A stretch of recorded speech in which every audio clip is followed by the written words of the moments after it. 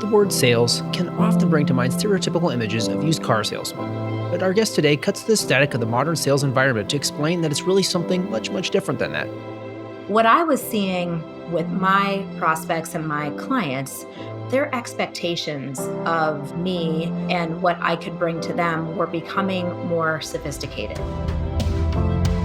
When we add to this shift of focus the fact that decision makers today are also faced with the challenges of cutting through the static of everyday life in the business world, that much like the tax world these days has seen seismic change, ongoing uncertainty, and information overload, there's an exciting opportunity out there for all of us to help others overcome obstacles and solve problems, no matter what your place is in an organization, or whether you produce and sell the proverbial widget or prepare and consult on tax returns. So why are we talking about the modern sales economy on a podcast that's dedicated to cutting through the static of the tax world? While significant, tax is just one dimension of the complexity of everyday business life. And I typically find that you probably aren't so worried about the tax dimension if you don't have anything going on in that sales and bottom line dimension. And that's why I'm excited to share with you on Simply Tax today, a discussion I had with returning podcast guest Amy Franko, who we first heard from in episode 30, where she shared her insights on cultivating a leadership pipeline. Amy's back on the podcast today to cut through the static of the modern sales economy to share mindsets, skill sets, and tools to help you succeed. She also shares her experience of becoming an entrepreneur and writing and publishing a book along the way. Enjoy.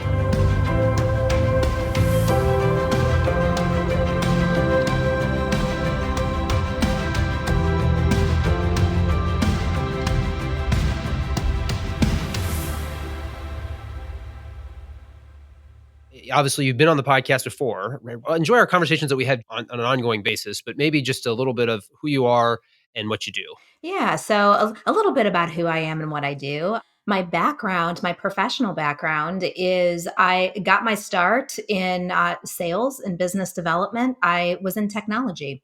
So for the first 10 years of my career, I worked for IBM and also Lenovo, which was the spinoff of IBM's PC division. And then I took a pivot into entrepreneurship about 13 years ago, and something that I've always wanted to do. Just growing up, I always had this idea that I would either start something or lead something or, both. And so I had the opportunity to get into entrepreneurship and to start my own company, my own organization. And I took a bit of a pivot into learning and development. So I went from technology and sales to learning and development. And then that has really morphed over the years, I think, for anybody listening who maybe you're at a kind of an inflection point of your career, or you're an entrepreneur running an organization and you're looking for what's next. I've done a lot of evolution through my career, and it's looked different at different times. And so what it looks like today is I work primarily in professional services. That's my main set of industries that I work in. Also in insurance and in technology. And I work with organizations in those spaces on sales and business development initiatives. So it could look like consulting, it could look like training and development, and also keynote speaking. And then part of that keynote speaking pillar is where the book came from, which I know we'll spend a little bit of time talking about today. So that's really what the last 13 years have looked like for me. On the personal side of things, I am also part of the Girl Scouts. I chair the board of directors for the Girl Scouts of Ohio's Heartland, which is 30 counties in central and southern Ohio. And we serve 18,000 girls. So leadership development programming, the girl leadership experience. So I have the privilege of being the chair of the board for that organization. So that kind of feeds my leadership bug, if you will. So I get my leadership fix by doing that. And then on the personal side, I grew up in Cleveland. My family still lives there. And one thing that maybe people don't know about me is I have 4 younger sisters. So I'm the oldest of 5 and grew up in a family of girls. Wow, that would be, I don't know, having one girl, and maybe it's just the perspective I have of that would be a lot to have 4 in one house, I guess, kind of going through Right? all the challenges, right? I mean, I have 2 younger sisters, so I guess that also is my perspective. It comes from, I feel like, yeah, that's a lot of different, there's a lot of challenging experiences you have to go through, and then to have 4 sisters would be just, I think, I'm sure you have really interesting stories, and It was probably also nice to have other sisters to be able to bounce things off of at different times as you're going through your kind of your different journeys growing up.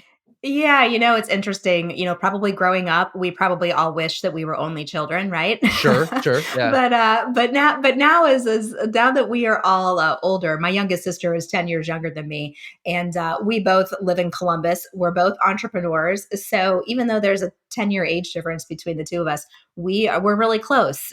So just kind of to your point, depending on where we happen to be in our life's journeys, it's nice to know that I have four people that will always be in my corner, so it's awesome to come from a big family. And it's interesting that kind of entrepreneurial bug bit both you and your youngest sister, but you kind of those inflection points or an inflection point that kind of where you pivoted, right? And you Yeah. went to that learning and development. I don't know what did that look like? And I appreciate how you say that's kind of like a continuum over time and it changes and it evolves. What did that look like for you and how did you I guess identify an inflection point? If we all kind of take a look back on our careers, where we started, where we happen to be now, interestingly enough, there's some research out there on how often people stay in roles in their organizations, and people will typically stay in a role in their organization. I think the average is about 4 years. Most of us will have very different looking careers as we look back over the span, like very different types of jobs that we take on our career path.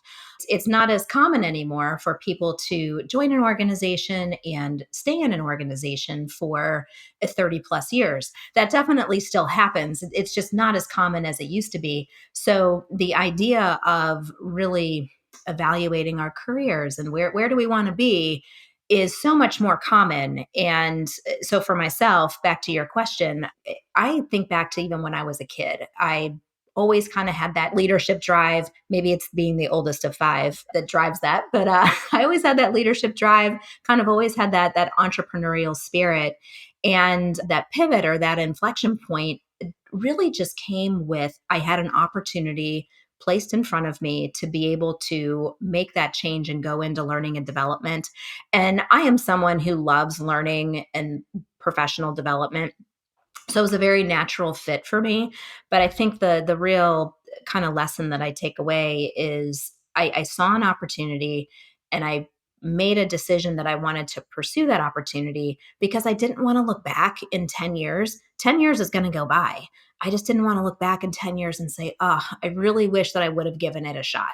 So I tried to look at that inflection point is like looking at my future self. Maybe if someone listening is at that point, whether you're in an organization or maybe you're running an organization, kind of looking at what do I want next to look like, and how do I make sure that I'm continually learning and growing myself. It's not always easy to make a change like that, and it takes a little bit of a leap of faith. I'll commend you for that. I think it's interesting that you just recently wrote and published The Modern Seller, a book. Yeah. And so I feel like that's kind of right at the intersection of those two things, the marketing and the sales, as well as the learning and the development. So what was that process like for you of writing and then going through that publishing process? So I love to write. It's something that is probably one of my favorite courses in high school, college, English, writing, communication. So writing a book was really kind of up my alley to begin with, and something that was always on the bucket list, if you will. But I never knew, what that would look like. How would I get it done, right? So when I made some changes in the business, maybe 4 or 5 years ago, and really decided to focus my efforts in on sales and sales leadership, that was the point where I made the decision to write the book and said, this is something that I've always wanted to do. This is a good point in my career and my journey to take this on. So I had made the decision that I wanted to do it, but then there's the how piece of it. There are so many different ways these days to get a book out there, whether it's a print book, it's Audible, it's a Kindle version, whatever that happens to look like. And so for myself, I really leaned on some personal advisors who were authors themselves, and they gave me some good input on maybe how to go about doing it. And so I decided to work with a publisher. And I worked with a publisher that was local. So they work with business leaders like you and me and help them get their books out into the marketplace. And for myself, deciding to go with a publisher served a couple of purposes. First, I really wanted someone to hold me accountable. Wanted that coach, that organization that said, we're going to work on this together, and I needed someone to kind of guide me through the process and hold me accountable to getting it done. And then, secondly, I wanted a partner that was going to see it all the way through. Getting it into Amazon, getting it into the distribution channels. I didn't want to manage all those details myself, so having a partner that could manage those details for me was part of the goal of getting it done. So there's that piece of it. Then probably one of the most surprising things about writing the book, it's a very individual activity. And I'm very used to writing short form blog posts, guest articles, things like that. But writing a book and outlining a book and writing 50,000 words or more, it's a very individual activity. And the thing that I learned about myself was I needed to mix that individual activity with activities where I was with people, keynote speaking, training. We've talked about that a little bit, because for myself, it started to become really isolating. I learned things about myself in the process that now when I write the next book, it's like, okay, I know that about myself now. So let me figure out how to work around that so I could be more effective the next time. That's a fascinating insight, really. I mean, and it sounds like it was you not only is it something that now you have to help and educate and share your ideas with others, but it was also educational. It sounds like for you in terms of that process, the individual aspect of it, getting it done, and so forth. Yeah, absolutely. And I think it took me start to finish, like from outline to launch. It took me about 18 months. Now, it doesn't take everybody that long, but I was mixing that in with running the business and doing other things. So that process worked for me. And so for any big goal that we take on, figuring out, okay, what's going to work for me to get this done, and how for myself, how do I mix it in with all the other activities? So it took me about 18 months start to finish. Yeah, that's the hardest part, I think, of anything doing worthwhile, right? Is figuring out the strategy and how you're going to get it done. It's so individual, and I think it's also, good perspective to know that it's kind of like running a marathon or something, right? You can't just say, "Oh, I'm going to do that. That'll be easy." You have to kind of work through it. There is aspects that are work, and you kind of have to be, show up day in day out to get it done. And to your point, it's not a simple task. Just say, "Oh, I'm going to wake up one day and decide I'm going to write a book."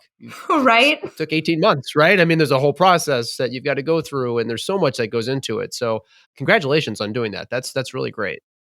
Yeah, thank you. I think the marathon analogy is the perfect analogy, because it's like you don't just wake up and say, you know what, there's a marathon next weekend. I've run a couple 5Ks. I'm good. I'll do it. And It's like the same thing, right? it is, absolutely, and, I think the other piece that really helps me was kind of this training analogy is small wins and setting individual smaller goals to help you get to the longer term goal, because like anything that's longer term significant, we have to keep ourselves motivated. So for myself, having the shorter term goals, like, all right, I'm gonna write X amount today, or I'm gonna knock out this chapter this week. Just having those goals along the way helped me tremendously. So, now that you have the book finished, it's called The Modern Seller, obviously. Who should read the book? And I guess why should they read it? So a little bit about the catalyst behind the book, and then who did I have envisioned as I was writing this book. In my world, having grown up in what I call kind of a traditional selling environment, I sold technology products for IBM and for Lenovo, and then I made this pivot into entrepreneurship and into professional services. So I had these just different experiences with selling. So traditional quota sales environment, defined territory, and then also being an entrepreneurial seller and selling professional services, which have some similarities, but they have a lot of differences too. And then combining that with the learning and development environment. What I was seeing with my prospects and my clients were their expectations of me and what I could bring to them were becoming more sophisticated. And so it got me thinking about how can someone be successful no matter what it is that they are happen to be selling or where they happen to be in an organization. What are the skills that we need to be building? And so that was the question that I started to roll around in my mind. And that was the catalyst for what the book ultimately became, which was 5 next generation skill sets that I see individuals and organizations needing to build. Now, I wrote it through the lens of sales. You could also look at this through the lens of leadership. So these are skills that can go beyond sales and be built into your organization in different capacities. So that was the catalyst for writing the book.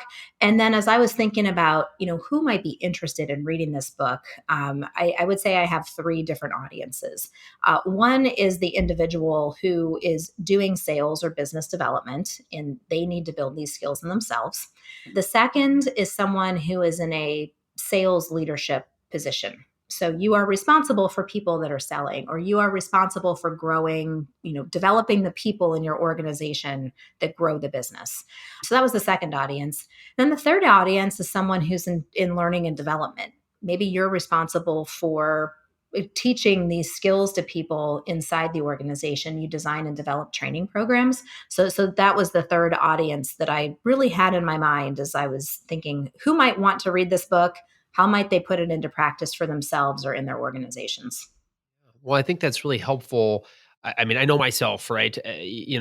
Grew up as a tax accountant, and I was trained as a tax accountant, and I enjoy all those aspects. But I also obviously really enjoy helping people, which kind of what drives me. And I look at the tax services and consulting and compliance that I provide and help provide as a way of helping them. But I can't really help them if I don't do the sales piece. And it's maybe not first nature, but it's definitely something to work on. So I can definitely relate, and I think perhaps that's why, as I mentioned earlier, I really enjoyed reading it and found it helpful. I think primarily because as somebody that wasn't actually trained that way, yeah, it's not necessarily first nature. You have so hit the nail on the head, which is, even though your background is as a tax accountant, my background is in technology and sales. We both have a similar goal, which is we want our clients to be successful. We want to help them solve problems. We want to help them maybe pursue that great new opportunity that's going to make their organization grow. We have different disciplines that we do it in, but we are both problem solvers, and we both want to be that trusted advisor to our clients or our prospective clients. And so I like to turn the kind of the traditional, maybe some of the negative connotations that come with sales, to kind of turn them upside down. And when we start to think about it a little bit differently and we have the right intentions, then the part of it is just putting the skills in place, building the skills that make us good. But you and I have the exact same goals with our prospects and clients. We just have different expertise. I'm very intrigued by the title itself, and perhaps all of these conversations about how things have changed and the pace of change and so forth. How do you define the modern seller? So I define the modern seller 3 ways, and this gets back to a lot of the trends and what's affecting our prospects and clients. Our prospects and our clients, they're living in this new sales economy that I like to call it. They're trying to operate and grow and succeed amidst all these changing business dynamics and priorities. They're dealing with lots of change in technology, which could be a whole other conversation. And then they're also dealing with cultural trends, globalization, things like that. So they're trying to be successful in this swirl of everything that's going on. And so what that means for us, we are the people that are helping them to solve those problems, to pursue those opportunities. So we have to adopt some different mindsets and different skill sets and become this modern seller because their expectations of us have changed. So I define it in 3 ways. The first is that a modern seller is someone who is recognized by their clients, and I would even say their prospects too. They're recognized as someone who's a real differentiator. And because they're a differentiator, they're really seen on a whole different level as peers with the prospect and client, the leadership of that organization. The second thing is that the value of whatever it is that you happen to sell, your expertise, whether it's a product, whether it's a service, it doesn't matter. But the value of it is amplified because of what you bring to the equation, your expertise, your differentiation. So you're part of the equation. You can't be separated from your product or your service. And then the last thing is that a modern seller is someone who really helps their clients and their prospects, helps them with their competitive advantage. They say, oh my gosh, I could not imagine not doing business with Damien, or I couldn't imagine not doing business with Amy because they make my business better. So that's how I define a modern seller. And to me, that can transcend whatever product or service it is that your organization happens to sell. Really fits into kind of what we're talking about, right? Is it's kind of this next higher level. It's taking things and helping people again, which is the bottom line. So I think all those things you just talked about, those feel really good. And again, it's helping, adding value, being a trusted advisor. I don't know, have you found that you've heard similar, I guess, responses from those that you've been talking to the about the book with? Yeah, absolutely. I think if this really kind of resonates with an individual, they're like, yeah, I totally get that. And that's exactly where I'm trying to head. Because I'm seeing these same things happening with my prospects and clients. They expect more of me and I need to show up in a different way. So I would say by and large, if someone really believes in that philosophy of modern selling, they hear that definition and like, yeah, how do I get there? And the good news is that you don't have to be born with it. I think there is a misnomer that you are either born as someone who's a great salesperson or you're not. And there's a lot of negative connotations around selling, that it's being manipulative or trying to get someone to buy something that they don't need. And that couldn't be further from the truth. Now, there are definitely people out there that operate that way, but modern selling is the 180 degrees from that type of negative connotation. And the really good news is that they are skills that can be built. And I work on my sales and business development skills, all the time. And I know that you do too.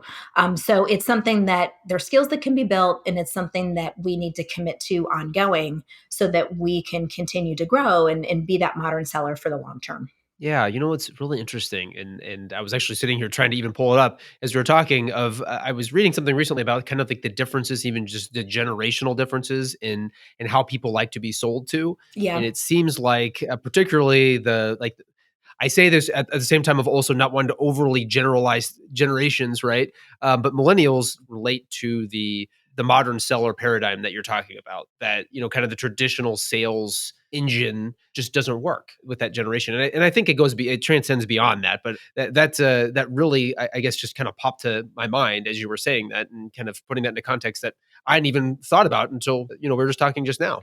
Yeah, it's interesting with the generation piece, and I'm definitely not an expert in generational communications or things like that. But what I do see and I experience myself is all different generations and backgrounds that believe in this philosophy. They have that in common, but perhaps maybe the way in which they communicate and the some of the tools that they use differ. So maybe someone, and this is a generalization too, but someone who may be younger in his or her career, they might be a millennial, they might be a Gen Z even. They may prefer to use technology tools to manage their pipeline or to communicate with prospects and clients. Someone who may be in a different stage of his or her career may prefer other types of communication tools. I have found that having a balanced approach tends to help me. And I don't I try to ask, how do you like to be communicated with? Because I have plenty of clients and prospects that like to get a text and to schedule a meeting or whatever. And I also have plenty of people who like me to pick up the phone and call them. So it just really depends on the person.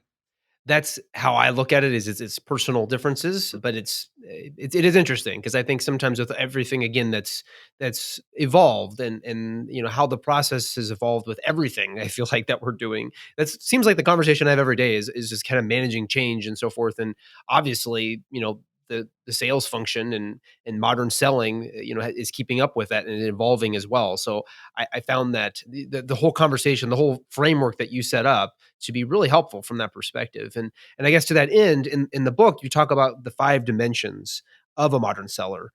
Could you talk a little bit about those and explain them maybe and even put them into context?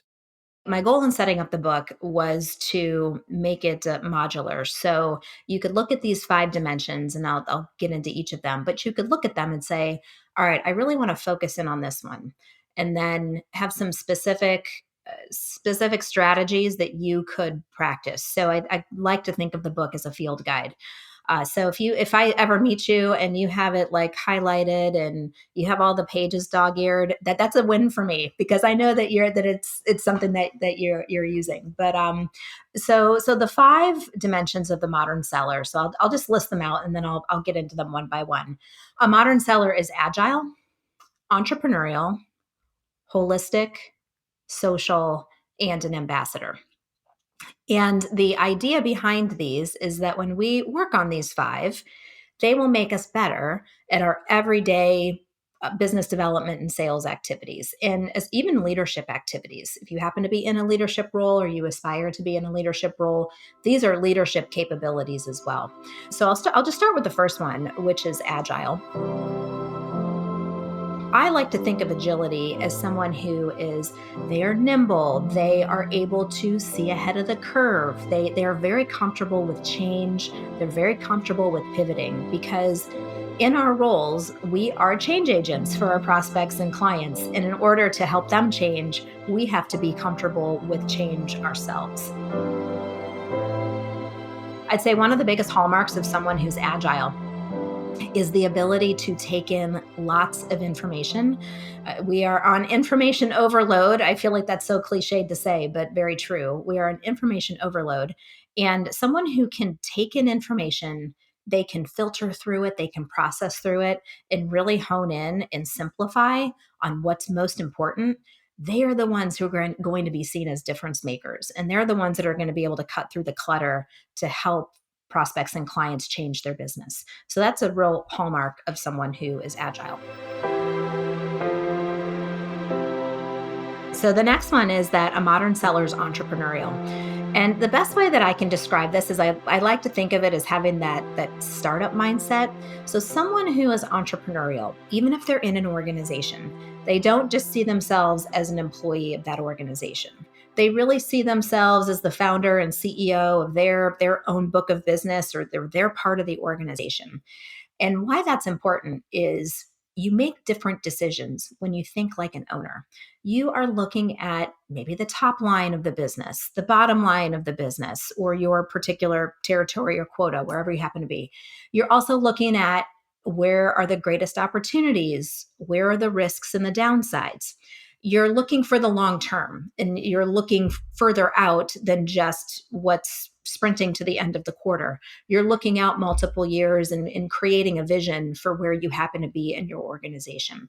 So someone who's thinking like an entrepreneur is really taking a different viewpoint than someone who simply sees themselves as an employee going day to day or quarter to quarter.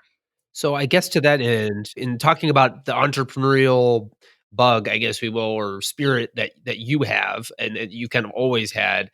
Now I'm gonna pivot to like the leadership and the learning side. So if that's not something that necessarily is a characteristic or a dimension that comes, first or natural, I guess, to you, Yeah. are there things that you can do or that you found that people can do from a learning perspective to maybe instill some of those things either on their team or to incorporate that into their own selling and approach to business? Yeah, so the one thing that comes to mind as you ask that question is one of the biggest hallmarks of someone who is entrepreneurial. One of the top skills or capabilities of someone who is entrepreneurial is having a vision.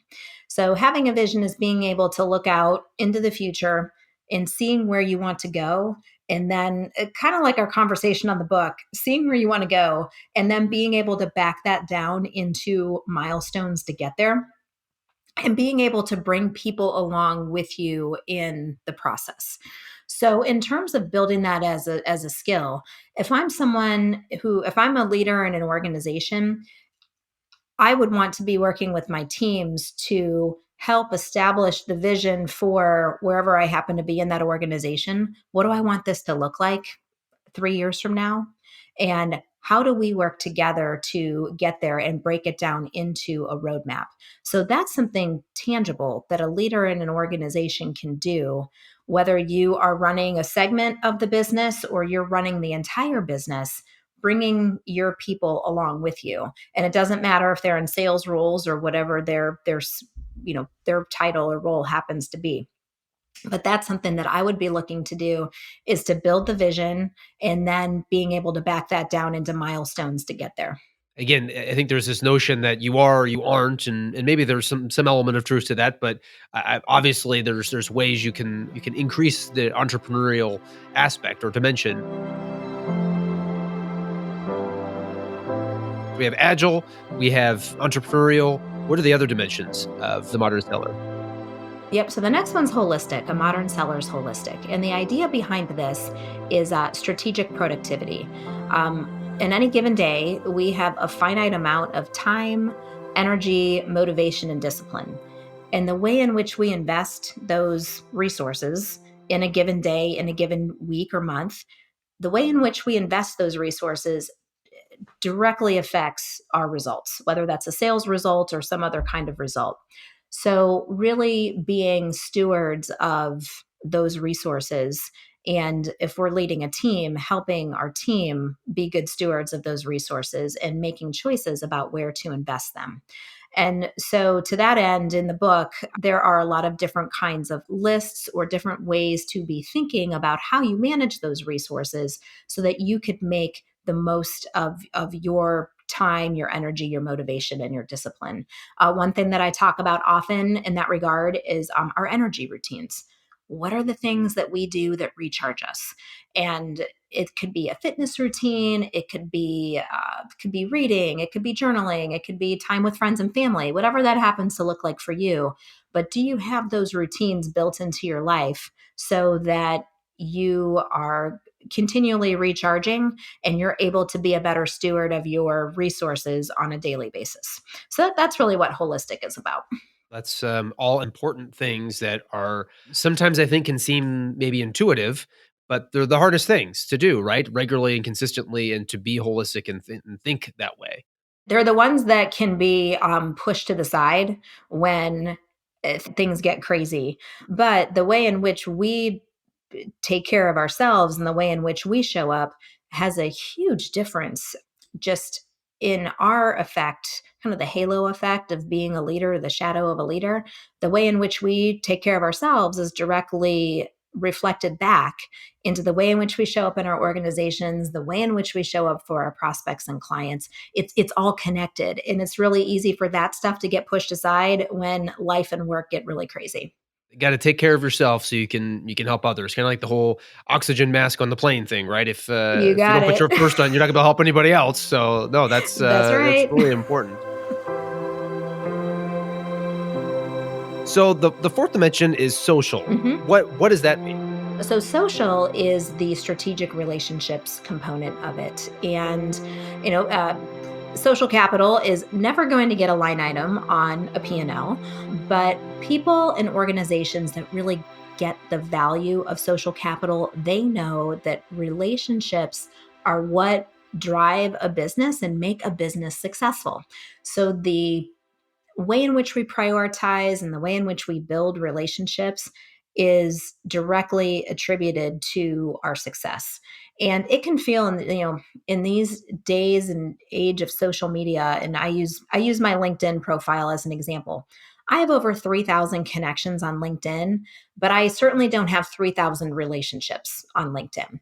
And so when we can really understand what our most significant goals are, then we can use those goals as a springboard to decide which relationships we need to be building to help accomplish those goals. So in the context of modern selling, I work with sellers or sales leaders, and I look at their what are their most significant sales goals, and then help them build out their relationship ecosystems that can help them to accomplish those goals. And how do you prioritize and build those relationships? Whether it's leveraging social media or it's building those relationships in person, lots of different ways to do it, but making sure that we're prioritizing what those relationships are that we need to be building. So that is that's what the social dimension of modern selling is all about. So the last one is ambassador. What does that mean? Can you explain that one a little bit? I'd like to think of an ambassador as a bridge. So in a global or cultural sense, an ambassador is a bridge between countries and cultures. We are all very much the same way ambassadors in our organization. We are ambassadors, we're connectors or bridges to our prospects and clients, even into the greater community. And what makes an ambassador what makes them stand out is they are really fantastic at espousing the values of their organization. They really believe in their organization, but they also stand true in their own brand or what makes them unique. So they very much stand out in that way. And then the second thing that they are fantastic at is they're fantastic at building long-term loyalty because they take a lifetime value mindset. They are not just looking at the short term of a client relationship or a prospect relationship. They are looking at the long term. And how do I take where we are today and how do I continue to help you solve problems and how do I continue to earn your trust so that you become so loyal to me that you can't imagine doing business with someone else. So it's building that springboard to long-term loyalty. So that's the ambassador piece of it, because we spend so much time and effort earning the clients that we have. If we can improve the loyalty with those clients, we are 3 times more likely to continue being able to sell our products and services to them. They tend to be higher margin relationships, and it's a two-way street. We bring so much value to them that they are loyal to us, and it's valuable to our organization too, in addition to the client's organization. So in a nutshell, that's what ambassador is all about. Yeah, I like that. Kind of again, win-win. And it's really that higher upper level that I think that again we, albeit in different ways, want to and strive to achieve for our clients and prospects and those that we want to work with. Absolutely. Yep. This has been a great conversation. We've covered a lot of just the entrepreneurial journey, yours, the way that you help others with that, the dimensions, who should be reading it. I don't know, any kind of closing thoughts that kind of bring the conversation full circle here? Yeah. So if I could maybe wrap up with a couple of things, is that these ideas or concepts of the modern seller, they're as much about leadership as they are about anything else. And I think our prospects and clients, our organizations really need us to step into leadership roles as well. And it doesn't matter if you have leadership in your title or not. Strong self leadership and really taking that leadership role in our organization and with our prospects and clients. That's one thing that I'll share. And then the second thing I'll share is that just if you'd like to get connected and stay connected, I am on all the social channels. LinkedIn and Twitter are my primary ones under Amy Franko. And if anybody has an interest in learning more about the book, you can go out to amyfranko.com. You can get a free chapter of the book, just something to help you on your journey to modern selling. So those are the couple of things that I'll wrap up with. That's all we have for today, but you can learn more about Amy and her book, The Modern Seller, in the show notes of this episode, which are available at bkd.com/simplytext. While you're out there, you can also learn more about me and find links to all of our episodes and even our Simply Text videos. And if you're interested in growing that social dimension that Amy just talked about, check me out on Twitter, where I tweet about tax at Damien Martin CPA, on Instagram, where I post about my life at the intersection of tax and being a dad at Tax Dad, on YouTube by subscribing to our Simply Text YouTube channel, and out on LinkedIn. I'm Damien Martin, and thank you for listening. The information contained in this episode of Simply Tax is based on data available as of the date of its release. BKD is under no obligation to update this information if changes occur. Applying this information to your specific situation requires careful consideration of all facts and circumstances. Any information provided is not to be considered as tax, legal, or financial advice. Please consult your tax advisor before acting on any matters covered.